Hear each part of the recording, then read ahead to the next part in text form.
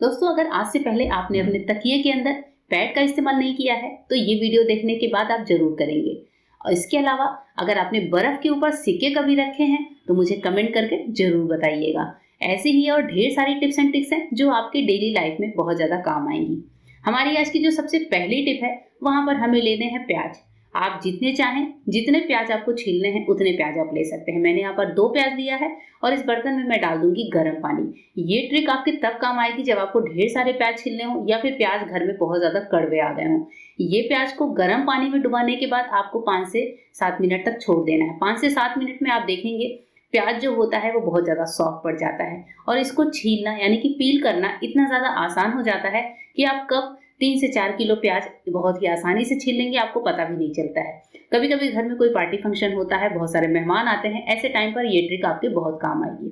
इसके अलावा प्याज को गर्म पानी में भिगाने का एक और नुस्खा है कि मैंने इसे क्यों भिगाया है, क्योंकि कुछ कभी कभी क्या होता है, कुछ प्याज बहुत ज्यादा कड़वे आ जाते हैं हमारे घर में, जिनको अगर हम सब्जी में डालते हैं तो सब्जी कड़वी हो जाती है या फिर कच्चा खाते हैं तो जबान कड़वी हो जाती है। तो ऐसे टाइम पर प्याज को गर्म पानी में भिगोने से इसकी जो खराश होती है वो निकल जाती है और प्याज को खाना बहुत इजी हो जाता है। गर्म पानी में भिगाने के बाद प्याज हमारी बहुत ही मीठी हो जाती है। तो इस तरीके से प्याज को आप गर्म पानी में भिगाने के ढेर सारे फायदे ले सकते हैं।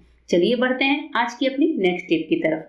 हमारी जो नेक्स्ट टिप है वो फ्रीजर को लेकर है या फिर फ्रिज को लेकर है। कभी कभी घर में हम लोग कहीं बाहर जाना होता है घर से, उस टाइम पर हमारा फ्रिज ऑन पड़ा होता है, हमने फ्रिज में बहुत सारी चीजें रखी हुई होती हैं। जब हम लौट कर आते हैं तो हमें पता नहीं होता है कि कब लाइट गई कब नहीं गई, और हम अपने फ्रिज या फ्रीजर में हमने जो चीजें रखी हैं वो कितनी सेफ हैं या फिर कितनी खाने लायक हैं।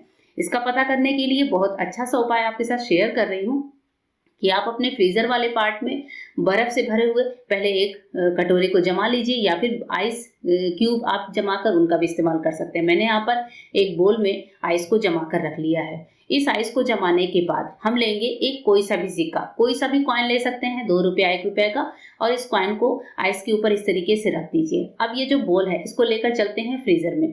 फ्रीजर में आप इस बोल को रख दीजिए। अब हम जब घर से जाते हैं तो कितनी बार लाइट जाएगी, उस टाइम पर होगा ये कि हमारी जो आइस है वो मेल्ट होगी और इसके मेल्ट होने से सिक्का धीरे धीरे सरक कर नीचे आ जाता है। और अगर लाइट नहीं जाती है तो लौटने के बाद ये जो कॉइन है ये आपको एज इट इज ही मिलता है। तो सिक्का जितना नीचे सरका होगा उससे आपको आइडिया लगता जाएगा कि हमारी घर में लाइट कितनी गई है, बिजली कितनी गई है और हमारे घर हमने फ्रिज में जो चीजें रखी हैं वो कितनी खराब हुई हैं या फिर कितनी सही हालत में है।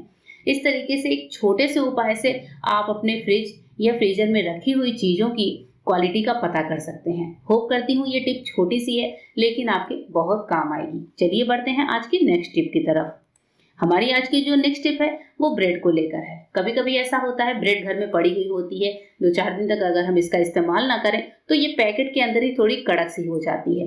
तो ब्रेड को नेक्स्ट टाइम जब भी आपको इस्तेमाल करना हो, ब्रेड थोड़ी सी कड़क सी लग रही हो, तो ब्रेड को सॉफ्ट और फ्रेश करने का बहुत अच्छा सा तरीका शेयर कर रही हूँ कि जितने भी ब्रेड आपको सॉफ्ट करने हैं वो एक साथ ले लीजिए और उसके बाद से आप कोई टिश्यू पेपर या फिर किचन टॉवल इस तरह के होते हैं उनको लेकर ब्रेड को इसमें रैप कर दीजिए। ब्रेड जो है चारों ओर से अच्छे से रैप करिएगा, ब्रेड का एक पॉकेट से बना लीजिए। ब्रेड को इस तरह से रैप करने के बाद अब हमें लेना है माइक्रोवेव सेफ कोई बर्तन।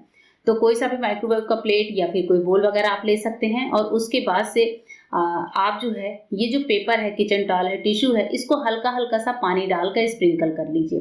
ब्रेड को जो हमने कवर किया हुआ है इस सारे कवर को चारों तरफ से आपको हल्का सा, बहुत ही हल्का सा पानी डालकर और ब्रेड को हल्का सा गीला कर लेना है। जैसे हम इसको गीला करेंगे इसके बाद से हम इसको लेकर चलेंगे अपने माइक्रोवेव की तरफ। अगर आपके घर में माइक्रोवेव नहीं है तो आप ये प्रोसेस अपने किसी भी खाना बनते टाइम जब आप सब्जी वब्जी वगैरह बना रहे हैं तो स्टीमिंग करके भी इस प्रोसेस को कर सकते हैं।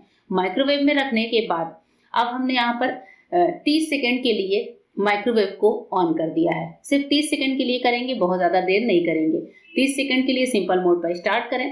30 सेकंड के बाद ब्रेड को मैं आपको चेक करके दिखाती हूँ। ये जो हमारे टिश्यू पेपर है इसको आप हटा दीजिए और इसके बाद से जो आपको ब्रेड में दिखाऊंगी वो आप देखकर हैरान रह जाएंगे दोस्तों कि इस प्रोसेस से ब्रेड हमारा बिल्कुल सॉफ्ट हो जाता है। ये देखिए कुछ इस तरीके से ब्रेड एकदम सॉफ्ट हो जाता है। कितनी भी इसमें कड़कनेस हो, कितना भी ज़्यादा ये हार्ड हो गया रहा हो, पर ब्रेड बहुत ज़्यादा सॉफ्ट हो जाता है। इस तरीके से आप ब्रेड को बहुत ही अच्छे तरीके से यूज़ कर सकते हैं। आपको ब्रेड को फेंकना भी नहीं पड़ेगा। और अगर माइक्रोवेव नहीं है तो सेम प्रोसेस आप ब्रेड को भाप में पकाकर भी कर सकते हैं। होप करती हूँ टिप छोटी सी है लेकिन आपके काम आएगी। हमारी जो नेक्स्ट टिप है वो बहुत ज़्यादा यूजफुल होने वाली है। ये टिप है हमारे पिलो को लेकर, यानी कि तकिए को लेकर।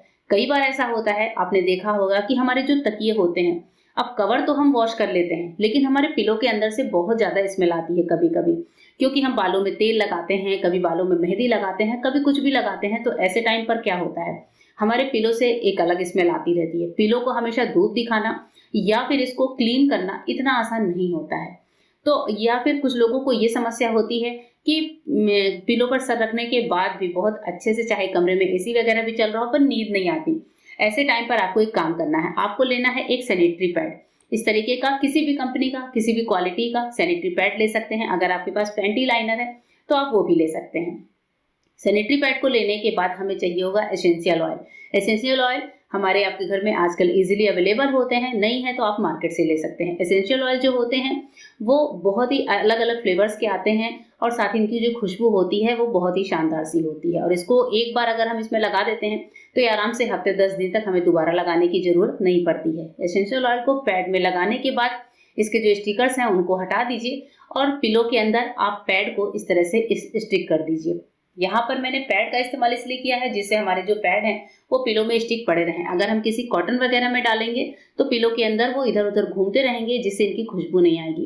अब जिन लोगों को भी नींद ना आने की समस्या है, पिलो में स्मेल की समस्या है, अगर आपके घर में गेस्ट आ रहे हैं और आपके पास पिलो इस तरह से हैं जो इंटरनली थोड़े से क्लीन नहीं है, तो आप उसमें ये पैड वाला आइडिया कर सकते हैं। बहुत ही ईजी तरीके से आप अपने तकिए को नए जैसे कर सकते हैं। दूसरी बड़ी बात दोस्तों कि ये जो पिलो है जब हम अपने बेडरूम में रखते हैं तो आप देखेंगे कि आपका पूरा बेडरूम ही बहुत ही अच्छी खुशबू से महकने लगता है। इवन लोग सोचते हैं कि ये जो खुशबू है वो कहाँ से आ रही है, बिल्कुल भी पता नहीं चलता। साथ ही बहुत ही अच्छी सी रिलैक्सिंग सी नींद भी आती है। होप करती हूँ ये टिप आपको पसंद आई होगी। चलिए बढ़ते हैं आज की अपनी नेक्स्ट और लास्ट टिप की तरफ। हमारी आज की जो लास्ट टिप है वो मफिन्स के ट्रे को लेकर है। हमारे पास जो इस तरह के मफिन्स के ट्रे होते हैं उनका यूज हम कर सकते हैं आइस जमाने के लिए। कभी कभी ऐसा होता है कि हमें आइस की ज़रूरत होती है गर्मियों के दिन में, और हम बड़े बड़े आइस जो पीस होते हैं आइस क्यूब्स के, उनको लेना पसंद करते हैं। अब जो आइस ट्रे होते हैं उनमें तो बहुत ही छोटे साइज की आइस जमती है, लेकिन हम इन मफिन्स के ट्रे में थोड़े थोड़े बड़े आइस क्यूब जमा सकते हैं। इनमें आप पानी डालकर अपने फ्रीजर में रख दीजिए। 3 से 4 घंटे में ही आपको बड़े बड़े आइस क्यूब्स मिलकर तैयार हो जाएंगे। तो जब भी आपको कोई कोल्ड कॉफी वगैरह बनाना हो, घर में कुछ भी बनाना हो, तो बहुत ही अच्छे से हमारे मफिन्स ट्रे ये काम आ जाएंगे। होप करती हूँ आज की पूरी वीडियो आपको पसंद आई होगी। फिर मिलते हैं मेरे नए वीडियो में, तब तक के लिए गुड बाय। Thank you.